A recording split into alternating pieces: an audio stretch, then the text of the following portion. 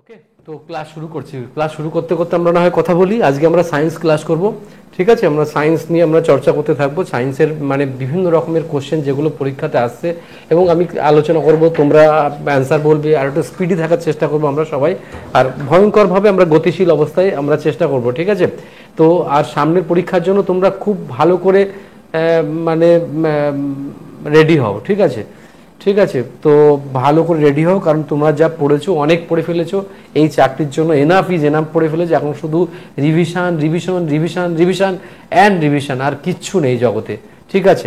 তাহলে আমি তোমাদের সঙ্গে আর কথা বলে তোমাদের মূল্যবান টাইম আমি নষ্ট করতে চাইবো না। তাই আজকে আমি সায়েন্স শুরু করছি, সায়েন্স।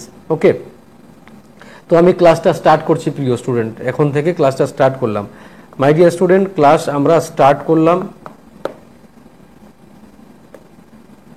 চলো, ক্লাস স্টার্ট করতে করতে আমি অনেক কথা তোমাদের সঙ্গে না হয় বলবো। ক্লাসটা আমি শুরু করলাম, এই যে দাগ দিলাম মানে ক্লাসটা শুরু হয়ে গেল। তো খুব সিনসিয়ারলি আমরা ক্লাসটা করব, মনোযোগ দিয়ে, ঠিক আছে? আর ভালোবেসে আমরা ক্লাসটা পারফর্ম করার চেষ্টা করবো আমরা। ওকে, চলো, তো সেই হিসেবে আমরা কিন্তু বেস্টটুকু দেবো। ওকে, চলো তাহলে প্রথমটারই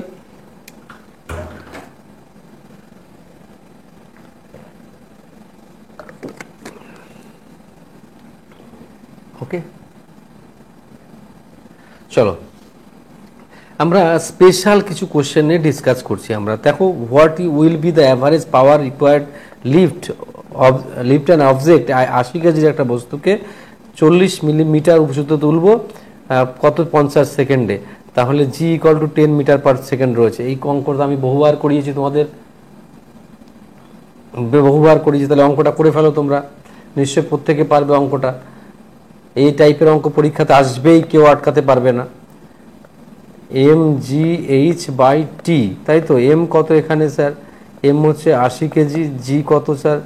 জি হচ্ছে 10, এই যে 10 বলে দিয়েছে। আর এইচ কত? হচ্ছে 40 মিটার। বাই কত? টি মানে কত? 50 সেকেন্ড। ক্যালকুলেশন করলে তোমাদের কত আসে স্যার? 1B অ্যান্সার অলরেডি তোমরা বলে দিয়েছো। তাহলে অ্যান্সার হচ্ছে 640 joule per second. My dear student, এক্সামে তোমাদের যে প্রবলেমটা হবে, এই যে মানে ইউনিটটা দিয়েছে না, ইউনিটটা ভুল করে দেবে কখনো কখনো, আর তোমাদের ওই ফ্যাসাদে ফেলাবে, বিপদে ফেলাবে ইউনিটটা। তাই অঙ্ক করার পরে তোমরা যখন কষ্ট করে করবে, তখন ইউনিটটা কিন্তু ভালো করে খেয়াল রাখবে তোমরা। পরেরটা চলে যাচ্ছি আমরা question. Okay sir, which of energy, wind energy does windmill দেখেছো তোমরা পাহাড়ে এরকম করে যে উইন্ড মিলগুলো থাকে, দেখেছো এরকম করে থাকে, এরকম পাহাড়ে থাকে, তোমরা খেয়াল করেছো নিশ্চয়ই। সেই উইন্ড মিল থেকে যে শক্তি উৎপন্ন হয়, সেই শক্তিটা ইলেকট্রিক্যাল এনার্জিতে পরিণত হয়ে যায়, ইলেকট্রিক্যাল এনার্জিতে রূপান্তরিত হয়। বাতাস শক্তিটা এনার্জিতে, অ্যাকচুয়ালি এখানে টারবাইন লাগানো থাকে। কি লাগানো থাকে? টারবাইন। এই টারবাইন ঘুরে কোন শক্তি থেকে কোন শক্তিতে রূপান্তরিত করে, সেটাই আমার কোশ্চেন। এটা গতিশক্তি, মানে কাইনেটিক এনার্জি টু কি শক্তি? ইলেকট্রিক্যাল এনার্জিতে রূপান্তরিত করে। তাহলে কোশ্চেনটা কিন্তু মারাত্মক ইম্পর্ট্যান্ট। পরেরটা, what is energy in a compressed spring?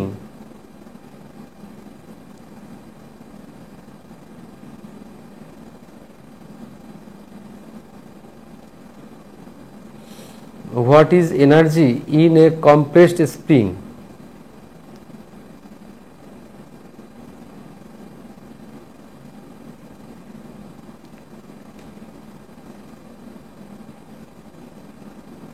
Compressed spring এ কি মাপা হয়, মানে কোন শক্তি? Very good, potential energy. Potential, স্থিতিশক্তি। বাংলা সব ভুল আছে, স্থিতিশক্তি, ঠিক আছে? আচ্ছা, তোমাদের এই প্রসঙ্গে প্রিয় স্টুডেন্ট, আমি তোমাদেরকে বলেছি স্থিতিশক্তি গতিশক্তি কিন্তু কোশ্চেন আসবে। তো নদীতে বাঁধ দিয়ে জল আটকে রাখা, ঘড়িতে দম দেওয়া, এগুলো কিন্তু সব স্থিতিশক্তির একটা যুগান্তকারী উদাহরণ। পরের কোশ্চেনে চলে যাবো আমি। The energy receive an object, its position and configuration is called. অবস্থানের জন্য কোন শক্তি থাকে? মনে করো একটা বাঁধ দিয়ে রাখা আছে, একটা বাঁধ, এখানে একটা বাঁধ দেওয়া আছে, এখানে প্রচুর জল জমা আছে। তাহলে এখানে জলটা জমে রয়েছে, এটা অবস্থান করা আছে বাঁধ দিয়ে, এ পাশটা ছেড়ে দিলে জল চলে যাবে। তাহলে এখানে কোন শক্তি আছে? বা মনে করো ঘড়ির মধ্যে যে স্প্রিং আছে, স্প্রিংয়ে কোন শক্তি আছে? সেই পজিশনের জন্য, সেটা অ্যান্সার কি হবে? সবই হচ্ছে, এটা হচ্ছে স্থিতিশক্তি, পোটেনশিয়াল এনার্জি। ভেরি গুড, খুব ভালো। পরেরটা, when an object 15 KG, height হচ্ছে 5 কেজি, তা how much energy will contain, সেটাকে সেখানে কি পরিমাণ শক্তি লাগবে।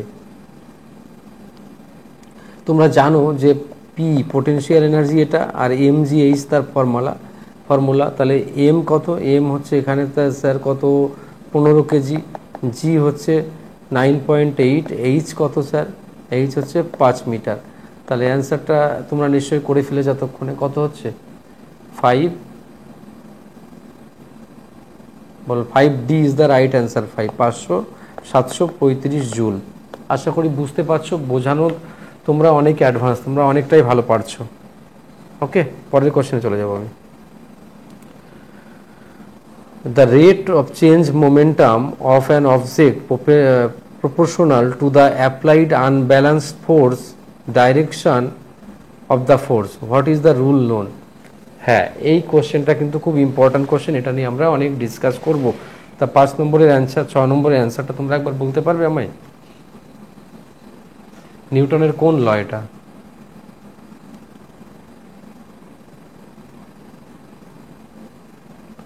নিউটনের কোন ল?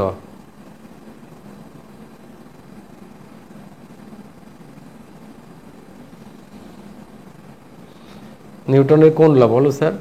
নিউটনের এটা সেকেন্ড ল। আচ্ছা স্যার, আমি একটা কথা তোমাদেরকে বলি, এখানে আমার একটু ডিসকাশন করে নেওয়ার দরকার আছে মাই ডিয়ার স্টুডেন্ট। কি দরকার আছে, যে তোমরা জানো নিউটনের সূত্রগুলো হচ্ছে, নিউটন 3টে সূত্র আছে নিউটনের। একটা হচ্ছে ফার্স্ট ল, একটা হচ্ছে সেকেন্ড ল, আর একটা হচ্ছে থার্ড ল। তো থার্ড ল সম্পর্কে আমরা প্রত্যেকেই জানি, প্রত্যেকটা ক্রিয়ার একটা বিপরীত ও সমান প্রতিক্রিয়া থাকে থার্ড লর অনেক এক্সাম্পল তোমাদের জানা আছে। এখন ফার্স্ট ল আর সেকেন্ড ল সম্পর্কে আমি তোমাদেরকে আইডিয়া, তোমরা জানো তবু তোমাদেরকে আর একটা আইডিয়া দেবো আমি, ঠিক আছে? ফার্স্ট ল, এখন ফার্স্ট ল মানে নিউটনের প্রথম যে সূত্রটা, এই সূত্র ব্যাপারটা কি? এই সূত্র হচ্ছে, তাতে যা বাংলায় বলছি আমি, যে স্থির বস্তু চিরকাল স্থির অবস্থায় থাকবে তাতে যদি বল না প্রয়োগ করো, আর গতিশীল বস্তু চিরকালই গতিশীল অবস্থায় থাকবে তাতে যদি তুমি বল প্রয়োগ না করো, ঠিক আছে? এবার কথা হচ্ছে যে এই ফর্মুলা অনুযায়ী এই ফার্স্ট লতে দুটো জাড্য আছে। একটা হচ্ছে কি জাড্য? একটা হচ্ছে মানে ইনার্সিয়া, যেটাকে বলে জাড্য মানে ইনার্সিয়া। এই জাড্য হচ্ছে দু রকমের, একটা হচ্ছে গতিজাড্য, আর একটা হচ্ছে স্থিতিজাড্য। তাই গতিজাড্য যেটা আছে, আচ্ছা আমি এখানে জায়গা নেই, আমি এইখানটায় লিখছি, দাঁড়াও। গতিজাড্য আর স্থিতিজাড্য নিয়ে আমি একটুখানি বলবো, কারণ এইসব জায়গা থেকে কোশ্চেন আসলে অনেকে সামান্য বোঝার ভয়ে পারে না, তো সেই জায়গাটাও আমি একবার দেখিয়ে দেবো তোমাদের। আমি কিন্তু পেজটা চেঞ্জ করে এখানে লিখছি, অসুবিধা নেই তো। তো এটা হচ্ছে মানে ইনার্সিয়া, তো স্থিতি, আচ্ছা প্রথমে কোনটা লিখবো? প্রথমে গতিজাড্য লিখি, গতিজাড্য, আর ওটা হচ্ছে স্থিতিজাড্য। তো এই যে গতিজাড্য মানে যে গতি যেটা জাড্য, সেটা হচ্ছে অ্যাকচুয়ালি ইনার্সিয়া, যেটা হ্যাঁ ইনার্সিয়া গতি মানে কাইনেটিক মানে ইনার্সিয়া যেটাকে আমরা বলবো স্যার, সেটা অ্যাকচুয়ালি কোথায় কোথায় মানে ঘটে সেটা একবার দেখবো আমরা। এবার মনে করো বাসে উঠেছো তুমি, বাসে উঠেছো, বাস থামলে, বাস যদি হঠাৎ করে ব্রেক করে, বাস ব্রেক করলো, তাহলে হঠাৎ করে সামনের দিকে আমরা ঝুঁকে যাই, তো সেটা হচ্ছে কি গতিশীল অবস্থায় ছিল বাস, আর সেটা থেমে যাওয়ার ফলে কি হবে? আমি এটা তোমাদের ডিসকাস করছি কেন? কারণ এই যে এক্সাম্পলগুলো থেকে তোমাকে কোশ্চেন তুলে তুলে দেবে, মানে এক্সাম্পল থেকে কোশ্চেন তোমাকে তুলে তুলে দেবে। তাই এই যে কোশ্চেন তুলে তুলে তোমাকে দেবে, তার জন্য জাড্য সম্পর্কে কিন্তু মানে তোমাকে নলেজেবল হতে হবে। দেখো বেশি মেসেজ করার দরকার নেই, শুধু জিনিসগুলোকে শোনো। তাহলে বাস যদি হঠাৎ করে ব্রেক করে আমরা সামনের দিকে ঝুঁকে যাব, সেটা কিন্তু কিসের জন্য? গতিজাড্য মানে গতি চলছিল। আচ্ছা এটা একটা কথা। এবার আমি মনে করো একটা ফ্যান চলছে, ঠিক আছে, একটা ফ্যান চলছে মনে করো, এই যে ফ্যানের পাখা দিয়ে এরকম মনে করো চলছে ফ্যান, ঠিক আছে, 3টে পাখা মনে করো চলছে। এবার ফ্যানের সুইচ অফ করলাম, ফ্যানের সুইচ যদি অফ করি, সুইচ অফ করলেও দেখবে কিছুটা মোশন সে ঘুরবে, দ্যাট ইজ সেটা হচ্ছে গতিজাড্যের জন্য। আমি উদাহরণগুলোকে বলছি তো, জেপে জেপে কিন্তু উদাহরণ থেকে কোশ্চেন কমন আসতে পারে, এটা মাথায় রাখো, ঠিক আছে। এবার হচ্ছে এটা বোঝা গেল। এবার আমি তারপরটা বলবো, মনে করো সমবেগে সেম ভেলোসিটিতে একটা গাড়ি চলছে। এবার সেই গাড়ি থেকে তুমি মনে করো একজন ব্যক্তি সেম ভেলোসিটিতে বসে আছে, একটা গাড়িতে বসে আছো, তুমি একটা বল ছুড়লে, বল উপরে ছুড়ে দিলে বল, তাহলে সেই বলটা তোমার হাতেই পড়বে। কেন পড়বে? কারণ তুমি তো সামনের দিকে যাচ্ছ, সেই মোশনে তুমি ছুড়ে দিলে আর বলটা তোমার হাতেই পড়বে। যদি সমবেগে থাকে তাহলে কিন্তু মানে মানে এটা হবে, ঠিক আছে। তার মানে বোঝা গেল, ক্লিয়ার হয়েছে তো? আমি এই যে উদাহরণগুলো দিচ্ছি, মাইন্ড সেট করে নাও উদাহরণগুলোকে। আচ্ছা, এবার আমরা দেখব, মনে করো লং জাম্প, লং জাম্প যদি দাও তুমি, লং জাম্প দাও, তাহলে একটা ব্যক্তিকে সামনের দিকে দৌড়ে এসে তারপর লং জাম্প দিলে সে একটু বেশি দূরে দৌড়াতে পারে। এটাও কিন্তু হচ্ছে কিসের? এটাও হচ্ছে কিন্তু গতিজাড্যের ফল। আচ্ছা, এবার একটা ফাস্ট বোলার ক্রিকেট, তোমরা জানো সে দেখবে অনেক দৌড়ে দৌড়ে তারপরে কিন্তু যদি বল করে তাহলে কি হয়, বলটা একটু বেশি গতিবেগ পায়, তাই ওরাও কিন্তু সেটা ব্যবহার করে। আচ্ছা, এটা গেল। এবার মনে করো তুমি সাইকেল চালাচ্ছ, সাইকেলে প্যাডেল করে করে করে করে তুমি ছেড়ে দিলে, তা প্যাডেল বন্ধ করে দিলে, কিন্তু তবু তুমি সামনের দিকে চলে যাবে। কিসের জন্য যাবে? গতিজাড্যের জন্য যাবে। তা এই যে এক্সাম্পলগুলো দিলাম স্যার, এই এক্সাম্পলগুলো কিন্তু মারাত্মক ইম্পর্ট্যান্ট এক্সাম্পলগুলো মনে থাকবে।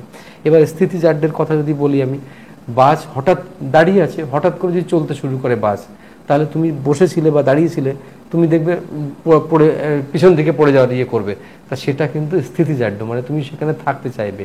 এবার মনে করো আর একটা কথা বলি, মনে করো দেখবে এরকম একটা জলের পাত্রে একটা পোস্ট কার্ড নিয়ে, দেখবে এরকম প্রমাণ তোমরা অনেক করেছো যখন তোমরা নিচের ক্লাসে পড়েছো, তখন ওর উপরে যদি একটা পয়সা রেখে এরকম করে ঠিক করে মেরে দাও, তাহলে দেখবে ওই পোস্ট কার্ডটা চলে যাবে আর ওই পয়সাটা দেখবে নিচে পড়ে থাকবে। এটাও কিন্তু স্থিতিজাড্য, ঠিক আছে।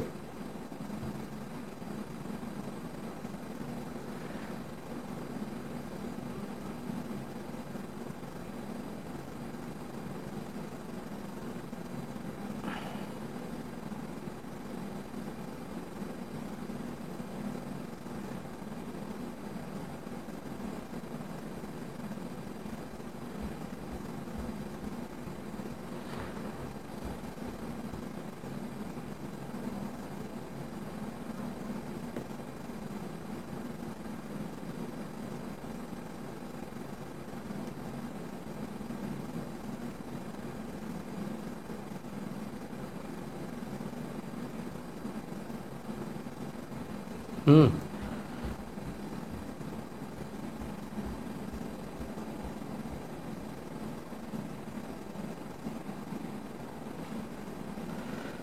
আচ্ছা, তাহলে বোঝা গেল স্থিতিজাড্য, বোঝা গেল। এবার বাজ হঠাৎ করে চলতে শুরু করা, টেবিলে, এবার আমি আর একটা জিনিস মনে করি যে আমি সামনে টেবিলে বসে আছি, এই টেবিলের পরে যদি একটা টেবিল ক্লথ থাকে, টেবিল ক্লথের পরে মনে করো তুমি কিছু সরঞ্জাম রাখলে, সেই টেবিল ক্লথটাকে তুমি জোর করে টানলে, টানার পরে দেখবে তুমি টেবিল ক্লথ চলে এলো কিন্তু বস্তুটা পড়ে থাকবে। বুঝতে পেরেছো? তাহলে ওটাও কিন্তু কিসের? স্থিতিজাড্য উদাহরণ। তাহলে আমি এই যে এক্সাম্পলগুলো দিচ্ছি স্যার, এগুলো থেকে কিন্তু কোশ্চেন মানে বারবার হচ্ছে মানে মানে মনে তোমার ইম্পর্ট্যান্ট কাজে লাগবে, ঠিক আছে। তাহলে বুঝতে পারলে ব্যাপারটা। এবার আমরা চলে যাব সামনের দিকে। এবার দেখো আবার ওই যে আর একটা মনে করো গ্লাসের কম, এবার মনে করো তোমার একটা মানে জামা, ভারী জামা কাপড় বা কম্বলের কথা, কম্বলের কথা শোনো, কম্বলের কথা, কম্বলের কথা মনে করো, কম্বলে তুমি যদি একটা এরকম বাড়ি দাও কিছুতে করে, কম্বলের বাড়ি দাও, তাহলে কম্বলে দেখবে ধুলোবালিগুলো মানে ঠিক স্থির থাকবে, অথচ কম্বলটা দূরে সরে যাবে। এইগুলো কিন্তু প্রত্যেক, আমি যে জাড্য সংক্রান্ত ডিসকাস করে দিলাম, আমার উদ্দেশ্য হচ্ছে এই দুটো জাড্য, এই দুটো জাড্যকে একদম দারুণভাবে পড়তে হবে, স্থিতিজাড্য আর গতিজাড্য। কারণ হচ্ছে ইনার্শিয়ার এখান থেকে কিন্তু কোশ্চেন আসার সম্ভাবনা এবার আছে। ওকে, বুঝতে পেরেছো? ক্লিয়ার হয়ে গেলে আমার জানাবে।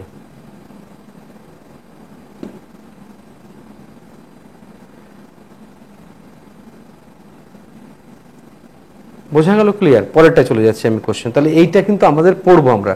আর দ্বিতীয় সূত্র কি বলেছে? আচ্ছা, আর একটা জিনিস তোমাদেরকে এখানে পড়বো। আমি এই কোশ্চেন নিয়ে এত ডিসকাস কেন করছি এবার দেখো। দাঁড়াও, এটা না, সরি, এই কোশ্চেনটা কোনটা জানা ছিল, পরের কোশ্চেনটা এই যে এটা। হ্যাঁ, এটা নিয়ে কেন ডিসকাস করছি? এবার দ্বিতীয় সূত্র যদি বলো তাহলে যে এবার ব্যালেন্স ফোর্স কাকে বলে, একটা কোশ্চেন আমি এটাকে মুছে নিই। ব্যালেন্স ফোর্স কাকে বলে তোমরা নিজেরা কেউ বলতে পারবে? ব্যালেন্স ফোর্সের বাংলা যদি কাকে বলি তাহলে সেটাকে আমরা কি বলবো? Balance force, balance force Bangla বলতে পারবে? আচ্ছা, ব্যালেন্স ফোর্সের বাংলা হচ্ছে প্রতিমিত বল, যাকে বলে প্রতিমিত বল। এটাও একবার তোমাদের জানিয়ে রাখছি। এই প্রতিমিত বল কিরকম আমি তোমাদেরকে একটা ভালো করে বুঝিয়ে দিলে বুঝতে পারবে, তোমরা সব জানো। তোমরা প্রতিমিত বল,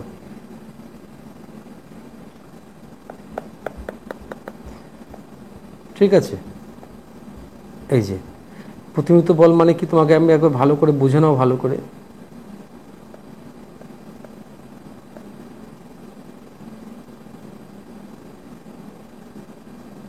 ঠিক আছে, এবার মনে করো তুমি এই দিকে বল প্রয়োগ করছো, আবার এই দিকেও সমানভাবে বল প্রয়োগ করছো, তাহলে বস্তু কিন্তু সরবে না। ঠিক আছে, বস্তু কিন্তু সরবে না। তাহলে সরবে না যেহেতু বস্তু, তাহলে এটাকে বলে প্রতিমিত বল বা ব্যালেন্স ফোর্স বলে এটাকে। ঠিক আছে, ব্যালেন্স ফোর্সটা এরকম। তাহলে এটা বোঝা গেল ব্যালেন্স ফোর্স মানে প্রতিমিত বল, মানে বস্তু দুদিকে বল, কিন্তু এর কোনো ত্বরণ বা সরণ হবে না। ত্বরণ বা সরণ হবে না, এর কোনো ত্বরণ বা সরণ হবে না। ঠিক আছে, বোঝা গেল? ত্বরণ বা কোনো সরণের কিন্তু হবে না। তাহলে এই হচ্ছে এর ব্যাপার এখানে। তাহলে এবার আমি এখানে আরেকটা জিনিস তোমাদেরকে আমি শেখাবো, সেটা হচ্ছে যে তাহলে স্যার ইফেক্টিভ বল কাকে বলে? ইফেক্টিভ ফোর্স কাকে বলে? ইফেক্টিভ ফোর্স কাকে বলে বলো? কার্যকারী, যার বাংলা হচ্ছে কার্যকারী বল। কার্যকারী বল বলতে পারবে কেউ? এবার যে বল প্রয়োগ করলে বস্তুর সরণ ঘটবে, ঠিক আছে, যে বল প্রয়োগ করলে বস্তুর সরণ ঘটবে বা তাকেই আমরা বলবো ইফেক্টিভ ফোর্স। বোঝা গেল?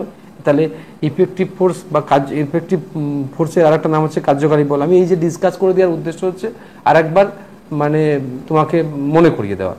এবার সেকেন্ড ল কি স্যার? সেকেন্ড ল তো পরীক্ষাতে আসতে পারে। সেকেন্ড ল, এই যে বস্তুর ভরবেগের পরিবর্তন হার, বস্তুর ভরবেগের যে পরিবর্তনের হার, এটা কি হবে বলো তো? বস্তুর উপর প্রযুক্ত বাহ্যিক যে মানে আনব্যালেন্স ফোর্স বা এফেক্টিভ ফোর্স, সেটার সমানুপাতিক হয়। যেমন ধরে নাও, আমি তোমার একটা এক্সাম্পল দিচ্ছি। তুমি একটা ফুটবলকে তুমি আস্তে করে কিক করলে, তাহলে ফুটবলটা একটু সামনের দিকে সরলো। এবার তুমি যদি ফুটবলকে একটু জোরে কিক করো, তাহলে আরও একটু জোরে সরবে। আর তুমি যদি ফুটবলকে খুব জোরে কিক করো, তাহলে দেখবে আরও জোরে সরবে।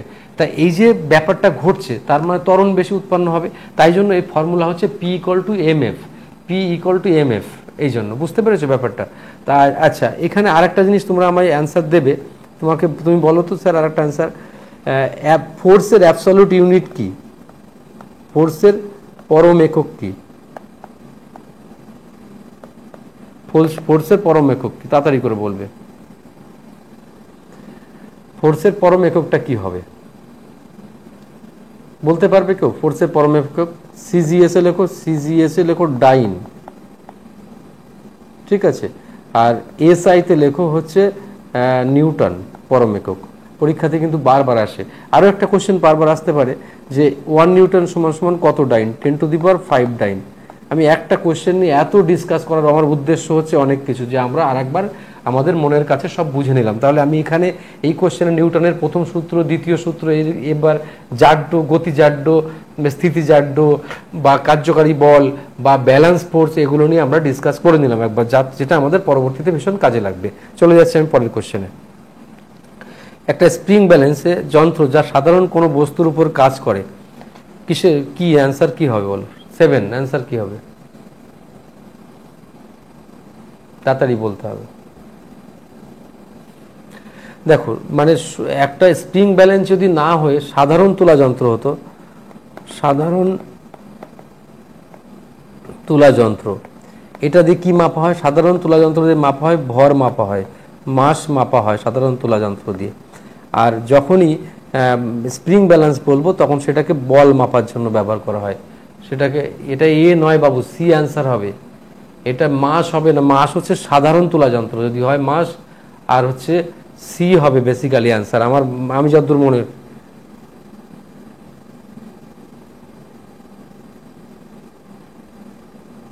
তাড়াতাড়ি বলবে।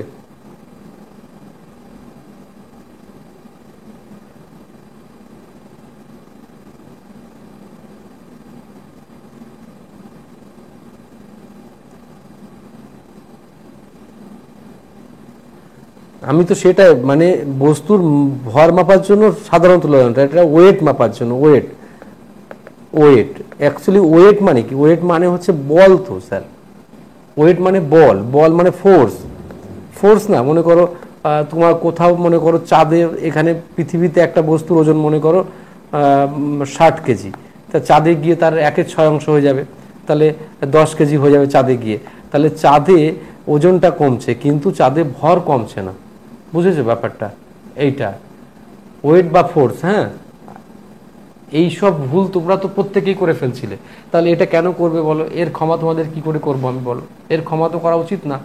ভালো করে বোঝো যে এম জি, তাই তো এম জি, তাহলে জি তো মাপা হয়, জি তো অ্যাকচুয়ালি অভিকর্ষজ বল, এই জিটা কি এটা অভিকর্ষজ বল তো স্যার, এটা অভিকর্ষজ বল তো স্যার জিটা, তাহলে জি মাপছি অ্যাকচুয়ালি, এম তো মাপছি না, এম তো সব জায়গায় সমান থাকে, এটা সাধারণ মানে যন্ত্র তুলা যন্ত্র দিয়ে মাপ হয়। এই কোশ্চেনগুলো ভুল করা যাবে না প্রিয় স্টুডেন্ট, এর জন্য চাকরি কিন্তু আটকে যাবে, বারবার বলছি, আমার উদ্দেশ্য বলা এটাই স্যার। ওকে, পরেরটা চলে যাচ্ছি আমি। There is a device which different photographs of the same subject can be viewed, মানে একটা ফটোগ্রাফি দিয়ে দুটো বস্তুকে ক্লিয়ারলি দেখা যায় কিসের মাধ্যম দ্বারা স্যার, এটা কি বুঝতে পারছো, আমার কথা শুনে বলো আমায় একবার।